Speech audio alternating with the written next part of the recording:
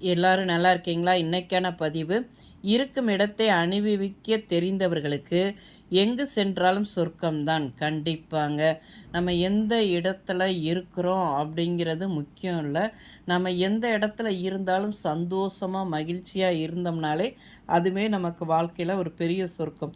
நம்ம ஒரு கூரை வீட்ல இருந்தாலும், ஒரு வேளை சாப்பாடு நம்ம சாப்பிட்டாலும், நம்ம அந்த சாப்பாட சந்தோஷமா சாப்பிட்டு படுத்த உடனே தூங்குவோம் பாருங்க.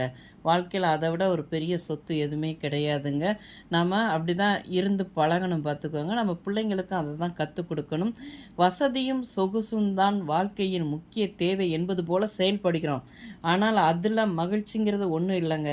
வசதி சொகுசுனால நமக்கு எந்த ஒரு மகிழ்ச்சியோ சந்தோஷமோ நமக்கு வரப்போகிறதில்ல. பார்த்திங்கன்னா, ஒரு மனுஷனுக்கு மனசில் மகிழ்ச்சின்னு ஒன்று இல்லைன்னு வச்சுக்கோங்க, கண்டிப்பாக அவன் வாழ்க்கையில் பெருசாக எதையும் சாதிக்கவே முடியாது. அவன் மனசு எப்பயும் சந்தோஷமாக இருந்தால் தான் வாழ்க்கையில் வெற்றி அடைய முடியும் பார்த்துக்கோங்க. எப்பயும் நம்ம அப்படி உருவாக்கி வச்சுக்கிடணும். இன்னொரு விஷயம் பார்த்திங்கன்னா, அந்த காலத்தில் நாங்கள் 70ஸில் பிறந்தவங்க. நாங்களாம் ஒரு 10க்கு 10 ரூம் தான். ரயில்வே குவார்ட்டர்ஸ்லாம் அவ்வளோதான் இருக்கும். அதில் பார்த்திங்கன்னா அப்பா ரயில்வேயில் வேலை பார்த்ததுனால நாங்கள் ரயில்வே குவார்ட்டர்ஸில் இருந்தோம் விருதுநகரில். அப்போ பார்த்திங்கன்னா அந்த 10க்கு 10 ரூமில் அண்ணன், தம்பி, தங்கச்சி அப்படி இப்படி தான் நாங்கள் வரிசையாக படுத்திருப்போம். ஒரு 7 பேர் 8 பேர் படுத்திருப்போம். குளிர்காலம்னா கீழே ஒரே ஒரு பெட்ஷீட்டில் அந்த நீளமாக விரித்து அதில் 5 பேர் படுத்திருப்போம். மேலே ஒரு பெட்ஷீட் அப்படியே எல்லோரும் மேலே மூடி படுத்திருப்போம். ஒருத்தன் இங்கிட்டு இழுப்பான், ஒருத்தன் இங்கிட்டு இருப்பான், நடுவில் அவன் இருக்கு முடுவான். அப்புறம் இடையில எழுந்திரிச்சி எல்லாம் உருண்டு கிருண்டு அப்படி தான் படுத்து வாழ்ந்தோம். அதில் ஒரு சந்தோஷம் இருந்தது. ஒரு பழைய சோறு ஒரு துவையில் சாப்பிடுவோம். காலையில் எந்திரிச்சு ஸ்கூலுக்கு போவோம். அது ஒரு சந்தோஷங்க.